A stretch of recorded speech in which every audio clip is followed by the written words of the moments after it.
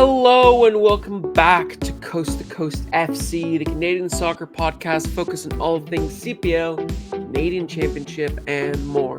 My name is Felipe and I'm Mike Rice. And today we are back to talk about some of the big talking points in the CPL that we might have missed in the last couple of weeks. It's been a little bit on and off from us in May so far. Mike was sick for a little while. I had a wedding and a trip to Ontario that I had, but we're all back now, feeling healthy, feeling settled, except for a little bit of hay fever that we're both suffering from, but it is that time of season. But aside from that, we're back and we're ready to dive back into the CPL because a lot has gone on in this last month. A lot of big news from the individual teams and from the league itself that we're going to sink our teeth into this episode. But before we dive into all of it, remember to follow us on all our socials at Coast to Coast FC, as well as finding us on YouTube under the same name to see the visual side of the podcast. Now, Mike, we're going to talk about probably the biggest news in the league to have come out in the last little while, and that's obviously that we are going to have a new CEO of the league. It was reported last week that Mark Noonan, the acting CEO of the CPL, was going to be stepping down on June 30th from his duty as CEO. Instead, what he is going to be doing is he's going to have a consulting role for his position as the commissioner of the CPL, and he's also the CEO of CSB, who own the CPL, but they are two separate things. I know sometimes it can get a little confusing with so many people in both, in both businesses, but they are separate. But he is stepping down from both of them, and he is going to now kind of take on a consulting role for both companies. So consulting role for the CPL and also consulting role for the CSB. Now, he was the league's second commissioner after the predecessor, David Clanahan. And now we're going to have a third commissioner coming in. But before we talk about the third commissioner coming in, well, let's chat a little bit about the decision itself. It seems like, from what I've been reading, it seems very much like Mark Noonan is just kind of ready to move on. He wants to go back home. He wants to go back to his family in the United States, and he wants to be able to kind of take a little bit of step back from what he was doing. And I think it can be sort of understandable because during his sort of stay, it's been 3 years. It's been a very eventful 3 years. He had an expansion. He had a closure of a club. He had a very messy near breakup with broadcast partner. He had, still to deal with the effects of COVID that are still being felt, even 2-3 years later. He had a lot to deal with as the commissioner of the CPL. So I think it's a little bit understandable for him to sort of step down. But what was your reaction to the idea of him stepping down and maybe what he's been able to do for the league in his 3-year tenure? Yeah, I mean, I think you're right to point out some of the good bits he's done and some of the challenges he's come up against. Obviously, it's a brand new league being created, like you mentioned. COVID doesn't help in this situation, obviously. So there was those challenges he's come up against. He's brought in some good bits. The exceptional young talent rule. He's tried in the giving the CPL shield, so the regular season has a little bit more meaning to boost what the playoffs means. And so there's been bits that he's been part of that are really good parts of what this league's done. So he's got a lot that he can look back on and be quite pleased about, quite proud of what him and his team have done with a new league in a difficult setting. You've got MLS around you, you've got hockey, you've got all these other things that you're competing with. The NFL now. Yeah, so it was a challenging role, but I think like most people around, we probably would have seen that he was probably thinking, yeah, like I've hit where I can take this league when it came to the media pro issues and the broadcasting, the arguments over the fact that that the CPL hasn't expanded anymore than up to 8 teams. The issues around that seemed like they managed to get to a point where they were happy to broadcast the league again, but they just seemed like that was it. Like there needed to be a change to like say, right, well, if we're just going to keep going and make smaller steps, then Mark's there and he's doing well in those parts, but we need to make it bigger and it needs to get bigger quicker. And maybe that sort of change needs to be made. And I think he's probably seen that as well.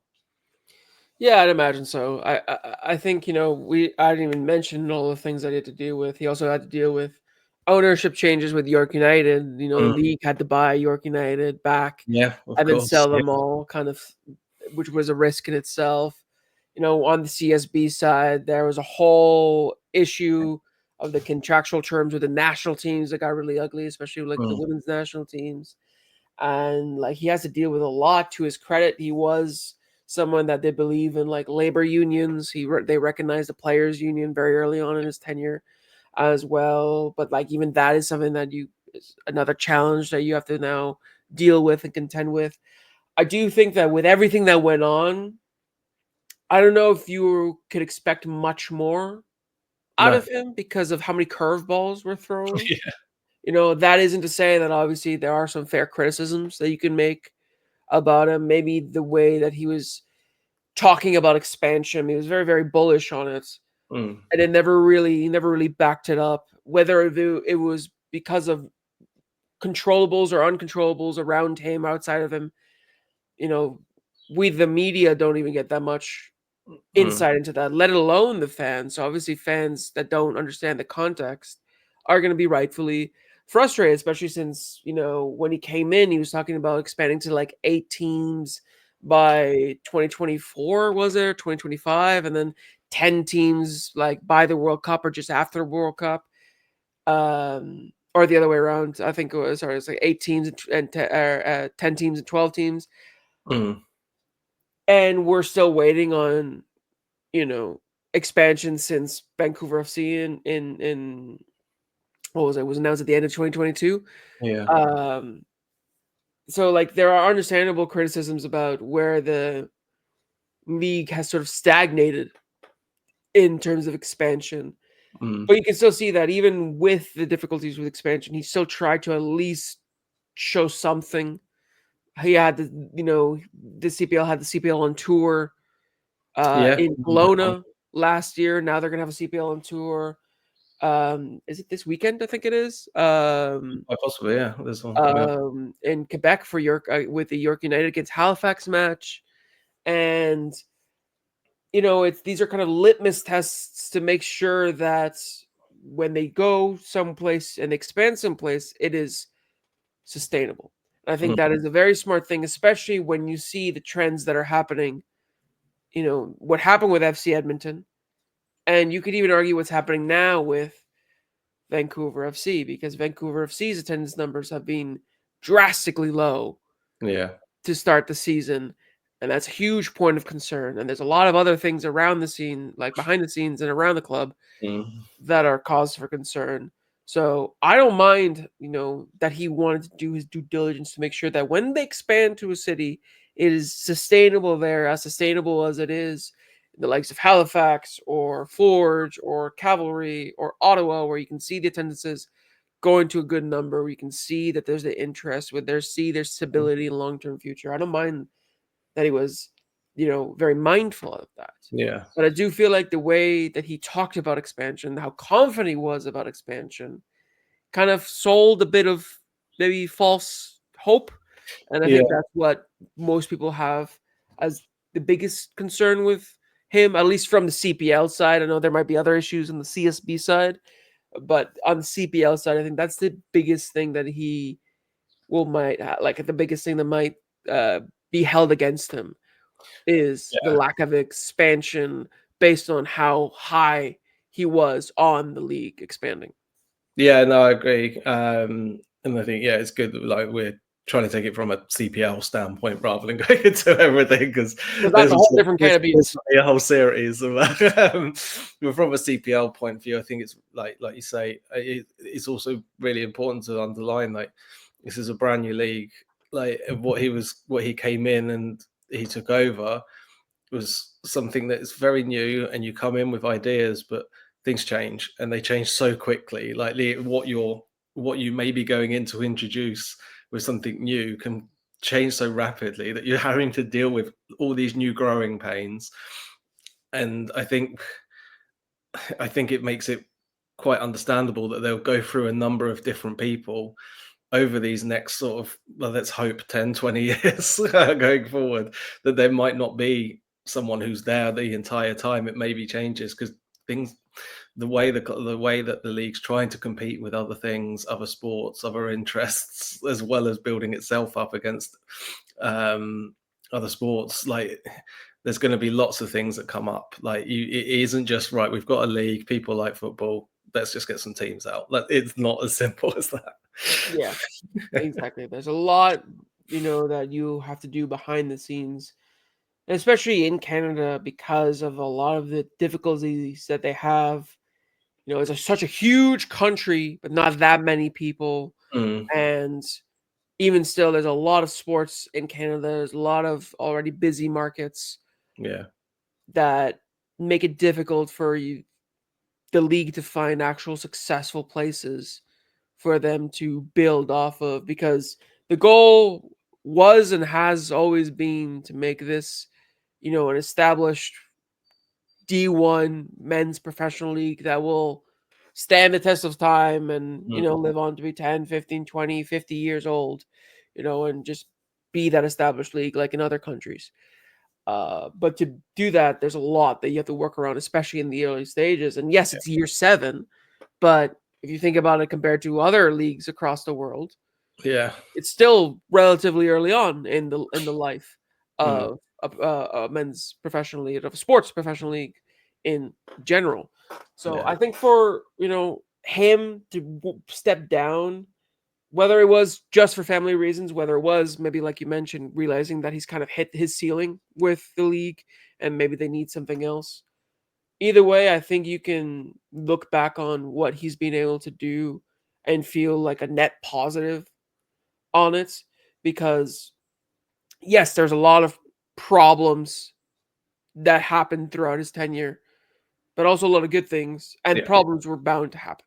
You Yeah. know, problems are going to happen for the new guy who we'll talk Yeah. about in a moment. There are going to be a bunch of problems that will happen with him forever, how long he stays. It's just something that comes with the job, and it's not always going to be a smooth sailing. You're not always going to have the solution for everything. So I Exactly. feel like as CPL fans, as CPL media, we should be able to recognize and thank, Mark Noonan for being able to do what he was able to do, and hope that he has, a successful next step in what he wants to do, maybe a bit more laid back, a little bit more chill. And now we can look forward to the future of the CPL. And the future of the CPL is coming at the courtesy of the land down under from Yes. Australia, because CSB has now named James Johnson as the new group CEO of CSB, and also as he's going to become then the commissioner of the CBL. And it's coming at a time where I feel like the A League, and I know you've talked about it, so maybe I'll let you discuss about, like, the A League is, from what I've seen, going through a really nice period right now Mm, after having a bit of a tumultuous past. Maybe not too yeah. dissimilar to what's happening in CPL. And even though I'm pretty sure they had a similar thing to what the CPL was doing, where they had like a split from their broadcaster of like Fox Sports, Yeah, that's right. Yeah.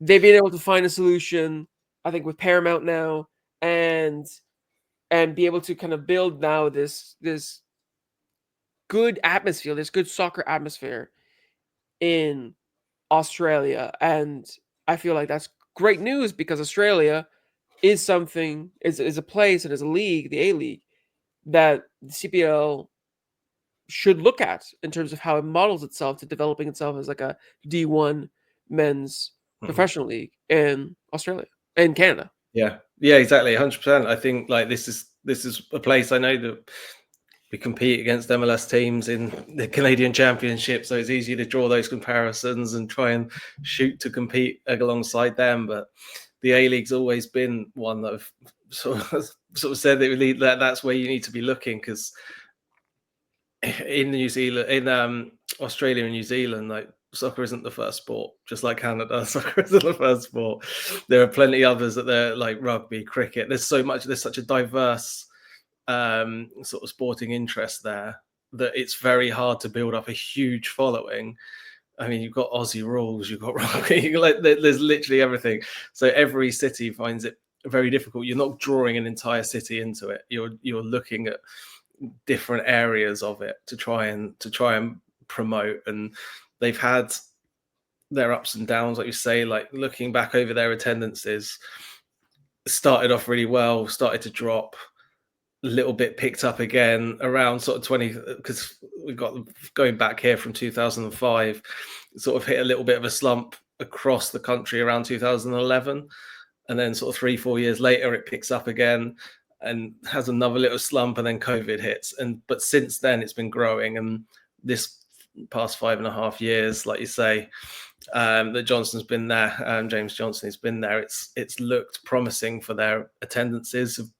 Roughly across almost every team has been going up steadily. And they're a country as well that you can look at, like you've just mentioned there, the difficulties of how vast the space between teams is in Canada, how spread out this country is. It's the same, like not exactly the same, but quite similar. You've got teams coming from New Zealand, you've got Perth trying to travel all the way across to Sydney.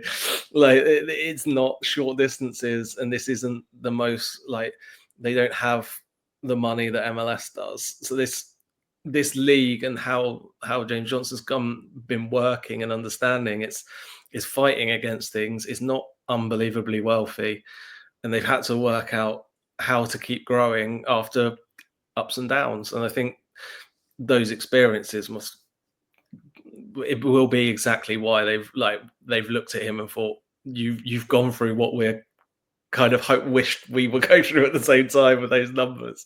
So maybe you could be the one to really fully understand what you're coming into, rather than someone who's had experiences in something else and thinks, no, I'm okay, I'm an executive, I know what to do. Yeah. I think for Johnson as well, him coming in, I did just look at it, and I should mention, I said that Johnson was going to come in as the CPL commissioner. It hasn't been confirmed that he's also going to be the new CPL commissioner, so I will correct myself on that. But let's just, on the pretense that he is going to have an impact on the CPL, being the new CSB CEO. I do feel like the experience that he brings is going to be massive for the CPL. I do feel like you look at his track record, what he was able to do during his 5.5-year tenure with the Football Australia. He was able to basically revitalize the league. He helped them through, obviously, the pandemic, and helped them go through with that, get on the other side. He revamped, the Australian Cup. He did a lot of things with like club licensing. He shook up the player transfer system. He helped, Football Australia as a whole kind of get better, to the point where even the national teams, like the men's Australia, the Socceroos and the Matildas, the women's, have been improving. And that's the thing that's exciting, is that it's not just the CPL. Obviously, we're talking about the CPL impact specifically, but his experience is going to be one that affects, Canadian soccer in general. And it comes at a really crucial time, with Canada, going to host the World Cup in, just over 12 months time.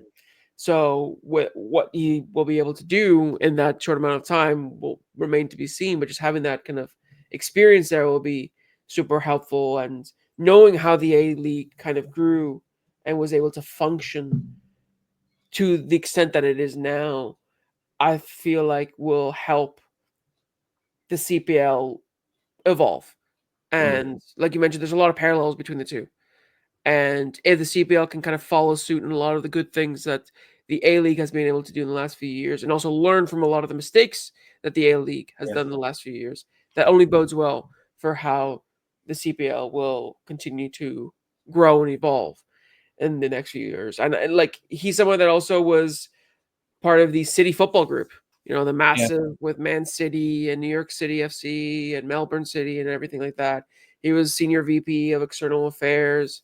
He was head of professional football. Like he has really good business insight, but also business insight that is paired with like football knowledge and through the eyes of somebody that wants to look at football, because I feel like a lot of football these days is very business forward and not football. Yeah, true. Yeah. I feel like for him, he has seemingly, right, this is just based off what his resume is, seemingly kind of the best of both worlds, given Yeah. the experience that he has. So I'm excited for what this next step could be under Johnson, whether he does also become the CPL commissioner, whether he appoints somebody else to become the CPL commissioner. He still will have his hand in it. He's going to be, you know, part on the board of One Soccer. He's the CEO of CSB. Like he will have an impact in the CPL in one way or another. And I think based on what he's been able to do in Australia, it looks good for what he Yeah. can bring to the table. And that experience, just lastly on that, like, I don't know what you think. I mean, I was showing my naivety of what Mark Noonan's contacts are around world football, but I think it seems like someone who's had those experiences in James Johnson will have bigger contacts, a bigger knowledge of world football and how it operates in a way that he can bring those experiences into like the CPL and try and build up that and with external support as well as external knowledge. Yeah. And, you know, it's even like right now he's helping Australia develop the Australian Championship, the second tier Yeah, division. So he even knows how to deal with like how to sort of organically start what like a pyramid of football, like you yeah, see in European countries, which I know a lot of people want in North America. You know, yeah, pro rel, a yeah, huge topic of debates in North America and Canada and the United States specifically. But even with that, it's just like another added thing that he can bring Mm. to the CPL. So I think it's a good hire Yeah, from CSB. It's, you know, especially given he's been able to work with national teams, with the leagues, with leagues yet to be formed, with stakeholders. Like he has experience all around. So I think it's a smart hire. Now it just remains to be seen what he actually does, because yeah, a resume is great, what you've done before is great, but it's what you do in the moment in this new atmosphere in this new environment that will be really telling. But at the least it's an exciting time for the CPL. yeah. But let's now step away from the CEO talk and let's get back to the CPL proper. Now, instead of going through match by match, since there's been quite a few matches that we've missed in this little Yeah. break, we're going to be looking at the teams a bit more holistically. And we're going to start by looking at the new managers from the season. Obviously, two teams have brought in some new managers, that being Atletico Ottawa with David Mejia and York United with Mauro Eustaquio. And we figured we'd go over what their tenure has been like so far in, you know, I think it's been 8 games that we've seen in the season so far, and yeah, talk about what's gone well, what's gone poorly, and kind of give them maybe a grade as to how we think they are performing so far. So Mike, Mm. let's start with Atletico Ottawa. They are joint top of the table right now with Halifax Wanderers. Both of them are on 17 points. Um, Ottawa just behind. I think it's on head to head. Yeah, the Halifax win last weekend, wasn't it? Exactly. The Halifax win last weekend really cemented the tiebreaker there Yeah, for right now. But Ottawa have been very impressive so far under David Mejia. I can say inside 8 games, they have 22 goals scored. That is a ridiculous amount of goals scored for any team in a league. But 22 goals scored in 8 matches, that feels like me playing FIFA career mode on world class difficulty, because it just feels For ridiculous. there's the bottom 3 have 1 goal more than Athletic Auto combined. Right. 3 teams. That's how high flying Auto have been in the attack. They've had 5 wins, 2 draws, only 1 defeat, which came this past weekend against Halifax. 22 goals for, 13 against, which is actually, I guess, a bit higher on the table than other teams. They're a team that scores a lot, but also kind of concedes a decent amount. That is by far the most goals against in the top 4. They're tied with York United, who are 6th in terms of goals against. So definitely some things that they can work on, but I think you look at what David Mejia has been able to do with Ottawa, and it's just made them more exciting. He's brought back a little bit more of that energy and magic that people were hoping from Ottawa last season at the beginning of the season. When they created the super team, they started hot, but then they kind of started to go back to their old ways under Cargo. Feels like David Mejia is committed to this kind of exciting attacking football. And even if it means conceding some goals, as long as you outscore your opponent, you're going to be good most of the time. So, aesthetically, I think he's done really well, but also just in terms of production, the goals that he scored, the fact that they're joint top of the table. You could argue right now that they're going through a little bit of a lull period. They had that draw against Forge 2 weeks ago. Obviously, the loss against Halifax last week. But I mean, the draw against Forge, they didn't start great, but then they came back. And you could argue that they looked like the winners before David Rodriguez got sent off. If it wasn't for that, maybe Ottawa could have gone on and won the game.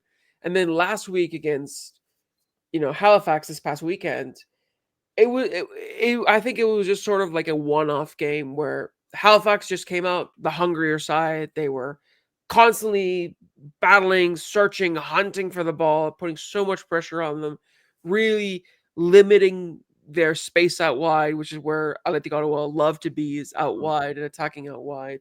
I think Halifax, and we'll talk about Halifax in the next section, did just really well. I think for Mejia right now, his next steps are like, okay, I think teams are starting to figure out how to maybe nullify the way we attack. And he mentioned that as well after the Halifax game, that he has to try to maybe, tinker with the attacking patterns to kind of keep it a little bit more fresh, since teams are starting to kind of catch on to what they like to do. But I don't think it's anything beyond just like, a one-off game. They also didn't have David Rodriguez because he was sent off, right, for the second yellow that he got against Forge. I think once he's back, Ottawa will look even more dangerous, and I don't expect them to start tumbling down the table as the fear might have been with Carlos Gonzalez previously. I don't think the same can be said for David Mejia. So I think for myself, like if I was to give a grade, I'd probably give it an A. Not an A plus. It's not perfect. Yeah. An A, just because, I mean, joint first, you just suffered your first loss. Before that, you had 5 or 6 games, winning streak. All in all, pretty solid from him, especially having just come into this side after Cargo stepped down the season before. Definitely. I mean, like for that, like he was brought in with with sort of with the instruction of change it from last year. Like it has to be the opposite to Cargo. Like we've got to get the fans on side. We've got to get the excitement back into this team. And I imagine Ollie Bassett's looking back going, oh, if only this was last year. Because I'm sure he would have enjoyed it. But they've come in. He's used young players at the back. He's not been scared to put players in that he thinks is ready. kind of leads to why they've conceded a few more goals, but they're getting these experiences, and he's pushing them out there, which is great to see. They're one of, I mean, we know Vancouver are always going to be hitting that 2,000 mark really quick, but Ottawa have done it as well. So I mean, that's quite a it's quite a strange thing, because we've looked back over the last couple of years, especially while we've been doing this, sort of looking at the top teams in the sort of U21 minutes, and they're always the teams at the bottom.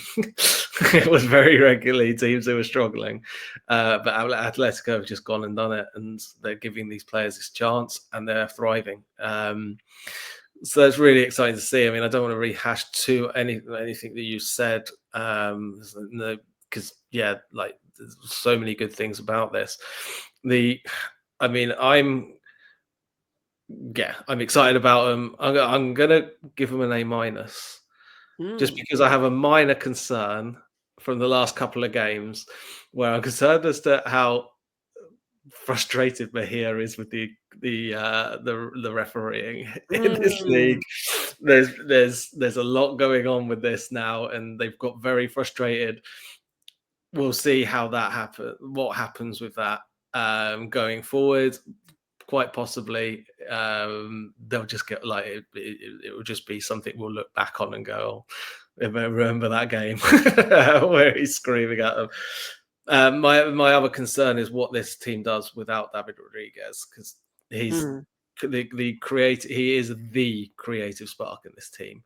When they get in the role and when they get going, teams are scared of him. Frees up other players. When he wasn't there, I don't think Atletico had a shot on target against Halifax in their last match. Ryan Yesley wasn't troubled whatsoever. So that's, I mean, when someone's been on such good form like David Rodriguez, they're going to be a massive miss. I just think, I'm just interested. The reason I'm going like being a little bit harsher and giving it away minus is because I think there's still, which is like in a way a positive, because I still think there's so much more they could do. Like they're relying on a couple of extra bits, like you said. He's pointed out that teams are figuring them out. If he can start changing things up and making it difficult as teams come back and we play each other 2, 3, 4 times throughout the season, and they're bringing new bits, they're going to absolutely just destroy this league if he can work it out. Yeah. And I think that's what the expectation was for Cargo last season, to destroy the league. And it looked like it at the beginning, but it's about that consistency. And I think that's going to be the biggest question now. Yeah, and adapting. Exactly. Knew what they were doing. Yeah. is adapting to how teams play, because this is one of the biggest challenges of the CPL that I don't think people really realize from a tactical side, is because you play each other so many times, there's 4 matches, you got to keep things fresh. And after the first round is done, teams will learn. They'll look back at the tape and be like, okay, these are the plays that they do. These are the sequences. This is where they work. Now, the next game, whether it's home or away, you got to switch things up a little bit to keep teams on their toes. And that's now the first, you could say, the first quarter of the season's done. The first 7 games are done. Now the emphasis will be like, okay, now how do teams adapt from this first round into the second round? And I think that will be the biggest thing that I'm going to look forward towards for David Mejia. Is you had a very, very good start to the season. First round was very good. Didn't lose in the first 7 games. You lost your first game of the second quarter. How are you going to bounce back? And how are you going to keep things fresh? Because consistency is what matters more than anything. Consistency is the difference between the likes of Ottawa and Pacific being up in the upper echelon, and why Cavalry and Forge are really the only 2 that keep being at that upper echelon. Yeah. Because those 2 teams know how to be consistent day in and day out, week in and week out, from the kit man all the way to the president. Just like every day, it's how they're run, it's their identity. The rest of the teams are trying to capture that for themselves. And I feel like for Ottawa, they've gotten close. They've done it, right, in 2021. Before, they've done it before. They know they've done it before, like Pacific have. Maybe not winning it, but at least getting there in terms of the playoffs. but at least now you can see the quality that this team has. It's how do you keep that going for Mejia? And I think that's the part that I'm going to be most excited to see is now Yeah. you're going to face all the teams again. I don't think you're going to be able to smash them those 22 goals again Yeah, I think unless you maybe switch things up. 44 at the halfway point. Yeah, if they score 44 goals at the halfway point, I think just give them the trophy then. Yeah. Just regardless of where they are, it's just clearly they're the at least the most entertaining team. But I do feel like, that's going to be the next steps for David Mejia. But so far, for me, so good. Yeah. Yeah, I fully agree. But it's not been quite the same for over in Toronto, has it? No, Mauro Eustaquio at York United. I want to start you off with just one about York. Like, I enjoy watching them play, Hmm. but they only seem to get a result against Vancouver. Like, I don't know about you, but I find it really difficult to see them only with 7 points. That's the thing where it's like you would look if you were to just look at the table and see, okay, York United, they're in sixth, right? They are 6 points adrift of the top four. They have a -2 goal difference. They scored 11, which is better than the other, Yeah, bottom four, but they conceded 13. They just won their second match after the opening round, and it was both against Vancouver FC. Looking at that, you'd be like, you got to give them like a D or something like that. mm. But if if you look with your eyes, if you see, I actually watched the matches, York United aren't playing badly. They're quite fun to watch, aren't Yeah, they? they're fun to watch. I mean, they have one of the league's top scorers and Mm. Julian Altobelli. He's banging in goals. The way that they attack, it feels like they've scored 10 goals in the last 5 matches, Yeah, but they have only won 1 game. Like, it's it's mind-boggling, really, yeah, to understand why. I think it really just comes down to that York United are struggling under Mauro to hold down a lead. yeah, And I think there it comes at a cost of perhaps experience and maturity, both from Eustaquio and from maybe the players themselves. I think one of the things that, Benjamin Mora was really good at is he knew when to lock it down to kind of grind out a result. And that's because he has experience as a head coach and he is willing to be pragmatic.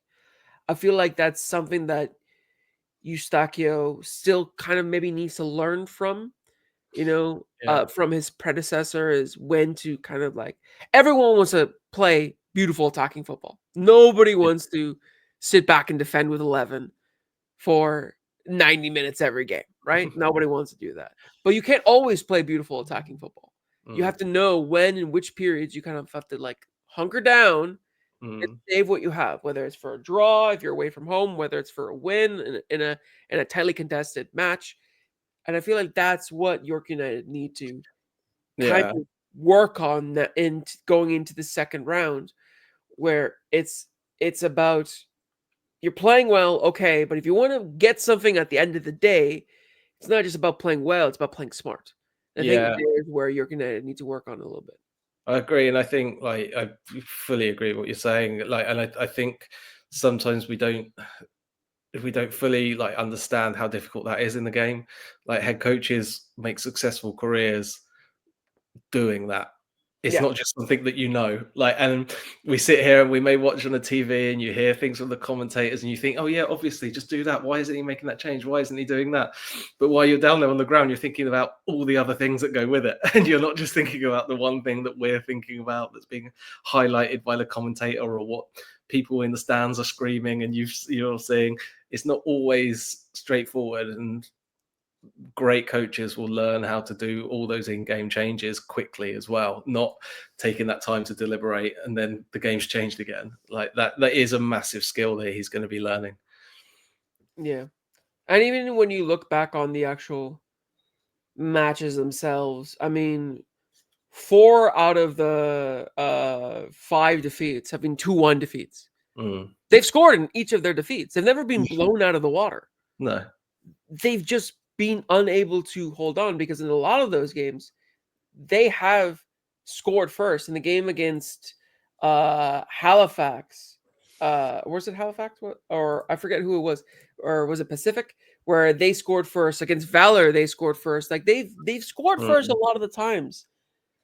They just can't hold on to it. It No. feels like as soon as they get the lead, they're like, okay, we worked hard to get the lead. Now, how do we keep it? And I think that's the next step that Eustaquio has to work on with his team. It's like you know how to start games, you know how to get the goals to start winning. Now, how do you stay winning so you can win at the end? And I think for that, I don't. That's probably going to be the biggest thing that I hold against Eustaquio and what I would say in our grading system Yeah. is that just there's a little bit still of that greenness, a little bit of that perhaps naivety that comes from, a coach in his very first coaching gig. But what we've seen, it really is about, at the end of the day, when you look at the way they play, is it an actual fruitful way of playing? Can you see them playing well, doing well, getting points in the way that they're playing? Yes, I do think so. Like we've mentioned, we like the way that they play. They have a nice way of playing football. They have a great striker. They have some really good players. They brought in CPL proven players that they are, getting some good use out of. It's just about getting it across the line that they're struggling with. So I don't think I'm going to give them a D. I think I'd probably give him a C plus. Yeah, I was going to go with the same. Yeah, I think I think it's easy to say like they're playing open, but they're conceding goals. But if you, it's very difficult for a team to learn in a new system with a new manager to do both, score goals and keep it clean. Like there's always these bits that you have to give that give and take of trying to find that middle ground of being a good defensive team that score goals. Like that doesn't happen overnight, and it doesn't happen for a lot of teams for a long periods. Like so, yeah, no, I agree on the C plus. I think it's been an impressive start in some ways, but yeah, like the game management obviously needs a lot. Needs a lot of work, but that's an understandable. exactly. And I feel like we won't really know in both cases for Eustaquio and Mejia. But we won't really know until we've had a bit more time for their playing styles to really settle into the league. So that I'm hoping that for York United, their play style can bear fruits sooner rather than later. But I think that'll really be this next round, the second and third round. I keep calling them rounds. The quarters. I don't know why I keep calling them Clear, rounds. like yeah, split it in quarters. Yeah, I just like to split it Very into North like American. smaller bite-sized pieces to kind of explain things better. I don't know why I'm calling them rounds, but in the middle part, I think we'll really see whether it can be a sustainable thing the way that they're playing under Eustaquio or not. And yeah, I think that's something that we kind of have a bit to look forward to. But let's talk about now some of the teams that have done really well in the last few weeks, aside from obviously Ottawa, and that is Halifax and Cavalry. They have been two sides that for one, in terms of Halifax, you have a team that has historically not had good starts. Now having a really good start to the season. And then for Cavalry, they didn't have a good start first 3 rounds. But ever since, losing 2 and drawing 1 in the first 3 rounds of the CPL, they've been able to go on and have a really good run of games.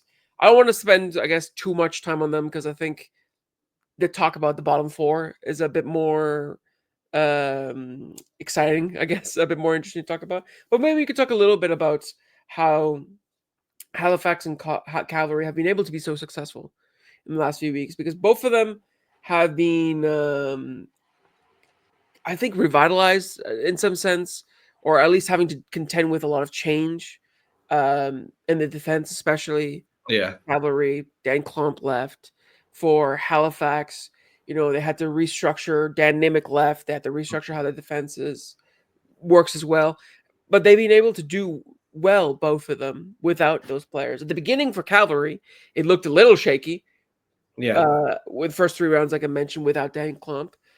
But they managed to figure out a way for it to work, and now they've been, ever since that Can-Chap match against Edmonton Scottish, they've been, undefeated. Not yeah. counting the Vancouver FC penalty thing, but like undefeated uh, Mm. ever since then. And for Halifax, it's just been good performance after good performance after good performance, and I feel both of them just have been able to kind of tune in to what makes them tick and find that balance. Because Halifax with Patrice Geyser, we've talked about how he tried to switch things up. He tried to be a lot more purist, and that bit him in the ass Yeah, and really had them suffer. Feel like he's found that healthy middle where it's still playing some good attacking, fluid football the way that he likes to, but they just feel a little bit more sure defensively. They just feel a little bit more comfortable in possession and a little bit more decisive with it instead of just holding the ball for the sake of possession. They're actually, being effective with it. And I think for Halifax especially, Cavalry, they are 4 points adrift of the top two because of that bad start, but they're coming back. They have a game in hand. They can be, if they win that game in hand against Forge, big match, they will be only a point behind Halifax and Ottawa. So I feel like for Cavalry, it's understandable why they're doing so well. But Halifax, it really is a nice surprise to see them, topping the table, having only lost one and drawn two so far in the 8 rounds. And I really think it comes down to, that balance and that confidence that they have defensively ever since, the dynamic left. yeah. I think, like you mentioned, there the two centre back changes. I mean, Levi Lang coming in for Cavalry has sort of given them a bit more balance and getting his first goal in that big 4-0 win over Valor. They seem a little bit more comfortable, but TMG's been like one of the best the best domestic signing, surely. Yeah. Anyone them getting him across, it's just he's slotted in, and as great as Nimick has been since coming into the CPL, he just provides that sort of maturity, that confidence, that management of the back of the defense, and it's fun to see. Like he's like you say, he's moved away from that back three, kind of. He's not gone completely back to his old way, like the first season, and he's learned from the things that went wrong last year, and he's getting a lot of great stuff. I mean, Probo and Raya look a lot better than last year, a lot more dangerous. Especially Probo. So it's exciting. I mean, they've got some fun players, especially up there, and I'm quite excited that he's managing players well. Players are coming off and on. They're getting minutes. They're not Probo Rare are not getting 90 minutes every game, but also up front, Ryan Telfer's a starter, Thiago Coimbra is a finisher, and it just the way they're managing how many minutes each one is getting based on how a game's going. They're both getting the best out of. You're getting the best out of both of them. It's nice to see that both these two teams have probably spent up to like match week 8 drawing. This year they've gone out and they've worked on this, and they're flying, and it's very exciting watch. Yeah. I mean, Halifax in the last 5 matches, barring that 3-0 loss to Cavalry, they've kept 4 out of 5 clean sheets in these matches. So like defensively, they're being really good, and they're scoring. 2-0s and 2-0s, 2-0. They say is the perfect scoreline.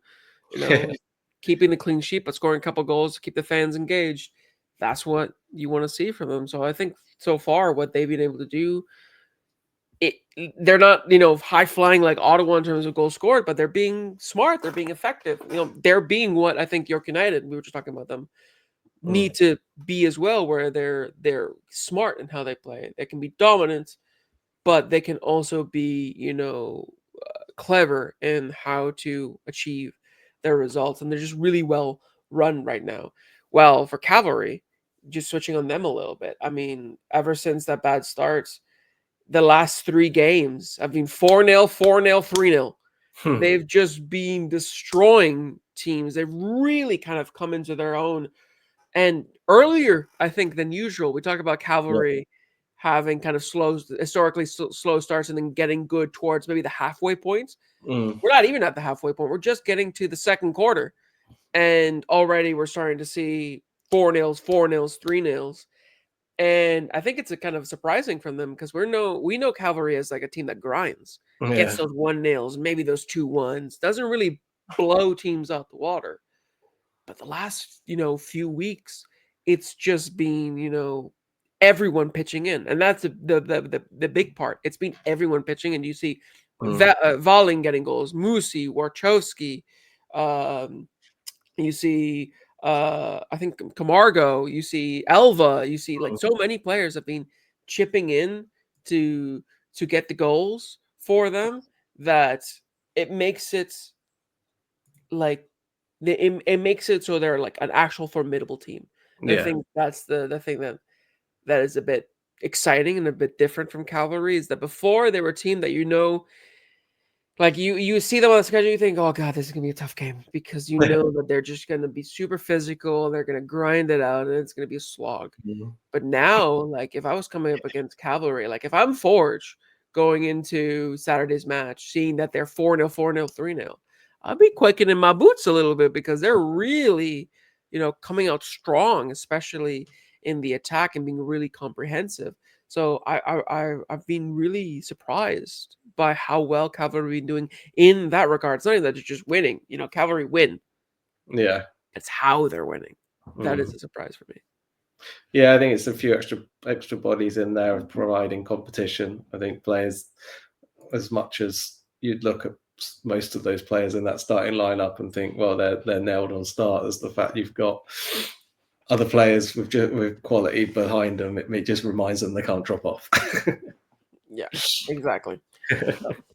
I feel like it really will depend on how Cavalry continue. I think that match against Forge will be huge because if they can get a big result against Forge, it'll really set the tone. I'm like, hey, don't forget about us. We're still here. Mm. We want to get that North Star Shield once again, kind Yeah. of thing, and we're still trying to go for that double.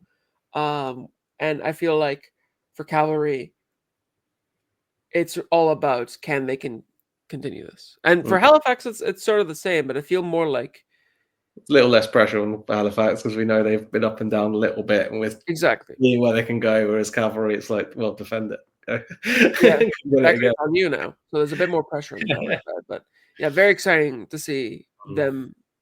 them, playing so well as they are, and we'll see how they can continue to do as the season progresses. But we want to finish up talking about the bottom four What are we going of to do? the leaderboard because what are we going to do with them? Because How do we make this league more competitive?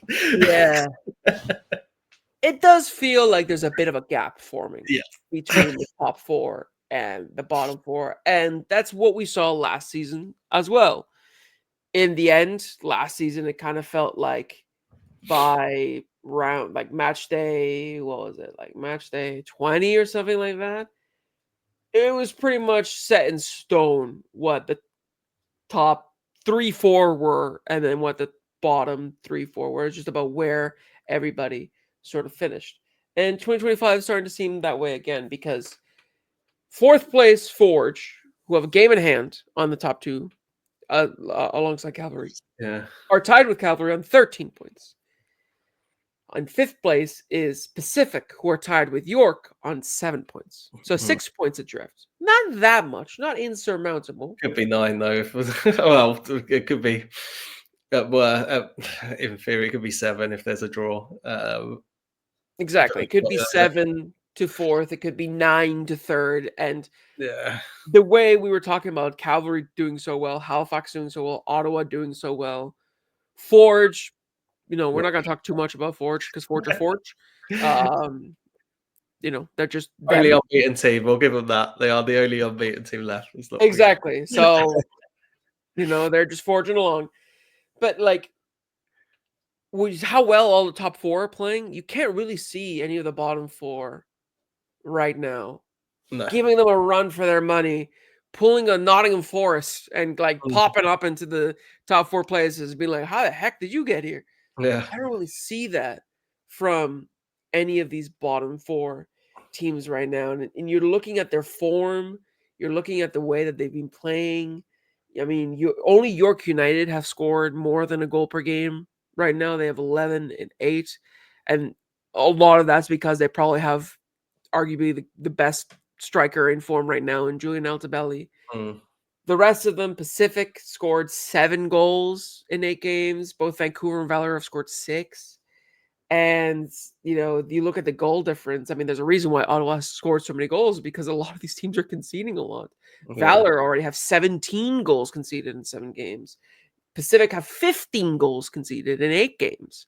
And it just kind of feels like the teams right now in the bottom half are just struggling to kind of stay alive in this competition. And it's already seeming like it's becoming 2 mini leagues again, where the top 4 are trying to fight for the shield and the bottom 4 are trying to fight for the last playoff place. And, for the spirit of the league, that's not really what you want to see so early on. You want to see a little bit more competitiveness. But I mean, you can't really fault that on the league. You can't really fault that on the top 4 teams. No, It's on the bottom 4 teams for failing to have that consistency about them. And I guess the big question that I'm going to pose to you is that, what is it, just kind of the fact that not scoring enough goals, or are individual issues pertaining to each of the individual teams respectively, or are there bigger factors at play why these bottom 4 teams are the bottom 4 teams? Yeah, I think the issue we've got with at least 3 of those 4 is that there doesn't seem to be like the right direction. Like, they don't seem to know what direction they're trying to go in. Like, I think we've spoken about York, knowing that they've got a rookie head coach. Maybe there's something in that. Last year they've got brand new owners. Last year they competed quite well.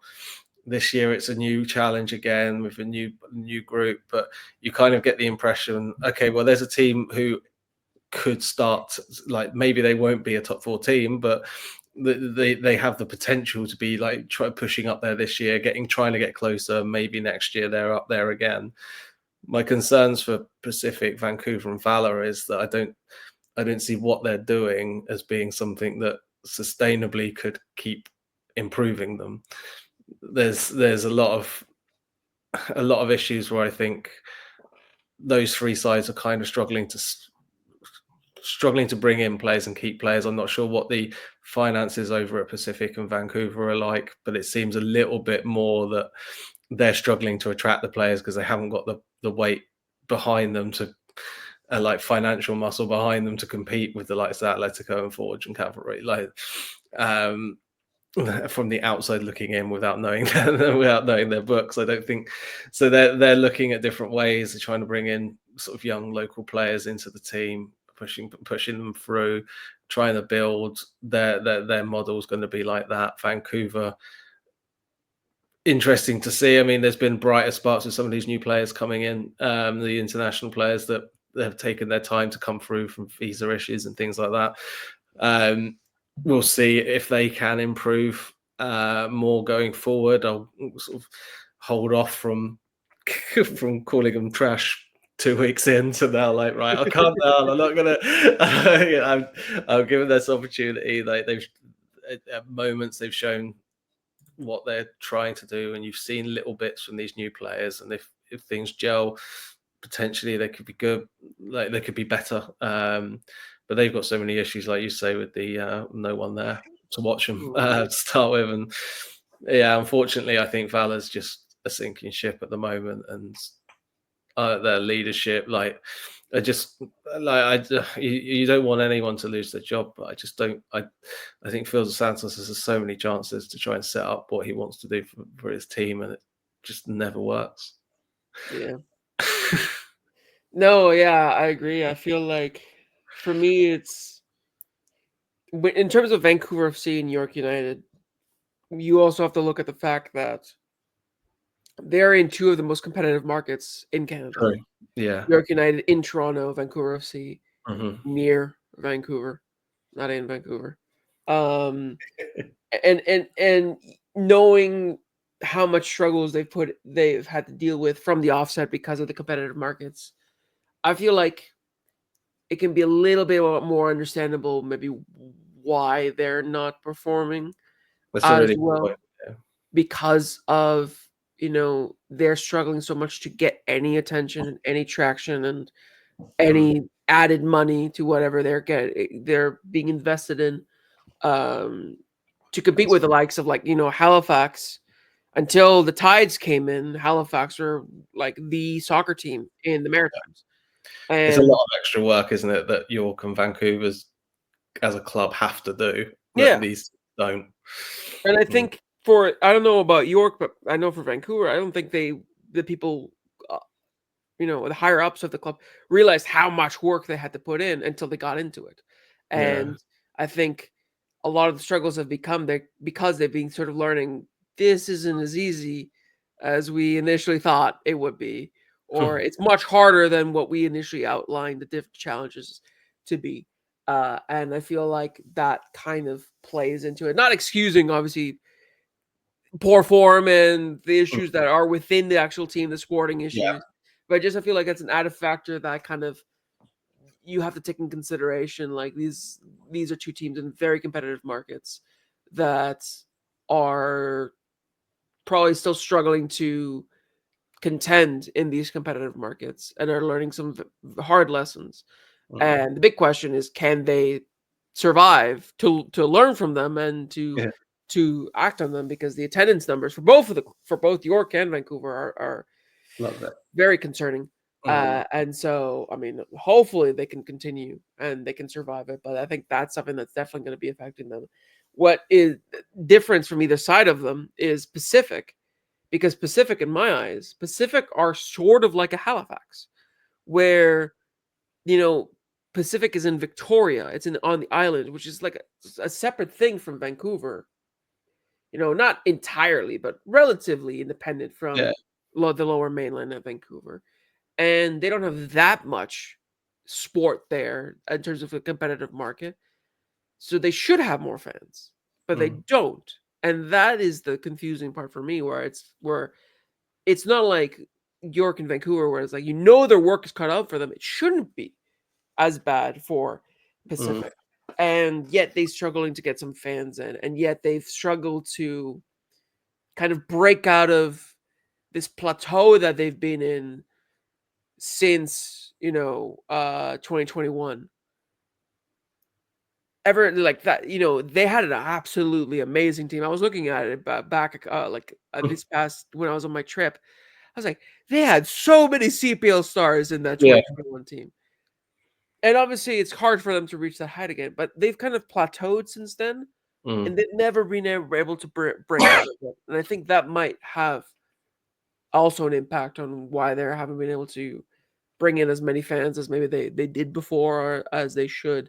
But it just feels like Pacific should be doing better than they are right now, and I think Mm. a lot of that is on the team, and Just maybe on them, though, just add on to that. I remember interviewing James Merriman a couple of years ago about like the opportunities for coaches in the CPL more than just rather than from a player's perspective when it was so he's just taken over really. And he sort of said is like it's very difficult. It's something that you have to manage, like at Pacific, where they want to create young players who go on to bigger and better things.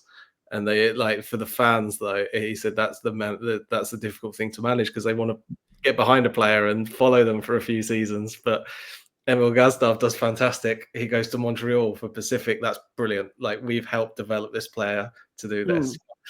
But for the fans, it's that's quite hard to manage because the fans want this kid to stay around. yeah, yeah, it's true. Yeah, I feel like Pacific are in a weird situation where they're Mm. not doing poorly, but they should be doing better. Yeah. I think they're definitely, like, in a holistic sense, the best kind of the best placed out of the sides, not like even the table, but just in general, like on from all standpoints, they're probably in the best position. Yeah. But they should be doing better Yeah. and It's just be up injuries there with, this year as well, haven't they? Though. yeah, Yeah. Last yeah, year, Ali and Dom. This year, crap. Machado. yeah. No, of course, It's like, injuries have yeah. taken a toll on them, Mm. and James Marion is having to deal with to adapt around them because it's not like CPL squads are super deep as No. well. So you lose 2, 3 key players, and you're at a significant disadvantage compared to your competitors. So that, of course, yeah, you're right. That has to be considered too. But then there's the fact of Valor as well, like you mentioned, sinking ship. It's a difficult market. There's Yeah, in look, Winnipeg. yeah, I mean, we're all watching the Jets, aren't we? Yeah, it's true. They're still in it. Or no, they're out now, but they were in it. They were in it. But yeah, Valor's just tough. Valor is, I don't know. I don't Just know. all around, like, it's just all around format. Like it's just, I don't know how they're going to change it. Like they just need huge changes just to start getting themselves up to competing better, let Yeah, alone pushing up. no, you're right. They need major upheaval, and the Because there's some question, good players on that team. yeah, Like it's not like they've got this like waste of space group of players who no one well, wants. it wasn't like Vancouver FC in their first 4 Yeah, I'm months. just going, anyone, are you free? Come on down. Like, can you be here in an hour? Yeah, Like, we've got a kit.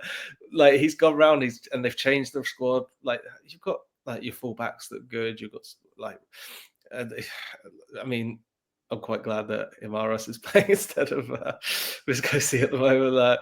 But you've got decent wide players. And they've got some good midfielders. It's just something's wrong. Like it's just generally wrong there. They're not a confident team whatsoever. Yeah, just needs wholesale changes. the question is at what cost, right? Mm. In a market as new as the CPL and with a team, there's none of the teams are making significant revenue from operating. No, So every change you do, every upheaval, every kind of thing like that, every revolution is going to sink you even further, in terms of a club in the short term. So like the big question is like, at what cost is it going to take for Valor to really change themselves to being a competitive team that is able to make the playoffs, which is yeah, still something we have yet to see in going yeah. on 7 years, and I don't expect them to make it in year 7 either of the I guess CPL. my like only question for you about Vala is: is Phil De Santos still their manager? Was he renewed this year because the ownership just don't know who they want?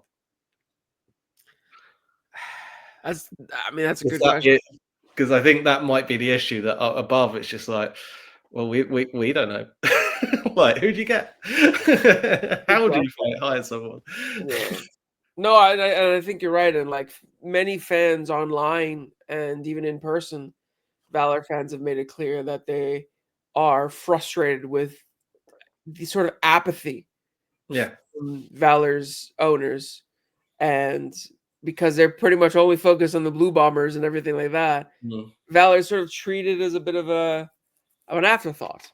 And when you're an afterthought to the owners, when you're not getting that significant investment and backing, the difference between, you know, Forge, who obviously had to share with the Hamilton Tiger Cats, the Ticats, same situation as Valor, Mm.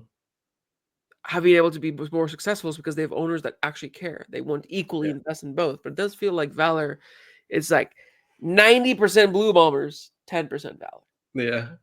Instead of like the 55-45 in terms of Mm. Ticats and Forge. So I don't know. I feel like it might it might take selling the club to new owners, kind of go through a York United situation for the team to really get that upheaval. But is that possible? Can they survive that? Will they just fold if they try doing that? I don't know. That's a big question. Yeah, very difficult. Very difficult question. So we'll leave that one for you listeners to ponder on, because that is all from us this week. Thank you so much for listening. Thank you so much for your patience again for the lack of content the last few weeks. Hopefully you enjoyed this kind of more philosophical discussion on a lot of things and kind of the review on things as a whole on a bit more of a macro scale. Make sure to follow us once again on all of our socials at Coast to Coast FC to give us your thoughts on the episode. Do you like this style of episode more than the classic match day reviews? Let us know. We're always open to suggestions. And How do you fix Valor? Right. How do you fix Valor? If you haven't answered the $1 million question, feel free to hit us up. Because I'm sure a lot of people aside from us would love to know that as well. But we will be back to regular scheduling now, back to match day reviews moving forward. But until that time, I'm Felipe and Mike. And I'm Mike Rice. And this has been Coast to Coast FC, signing out.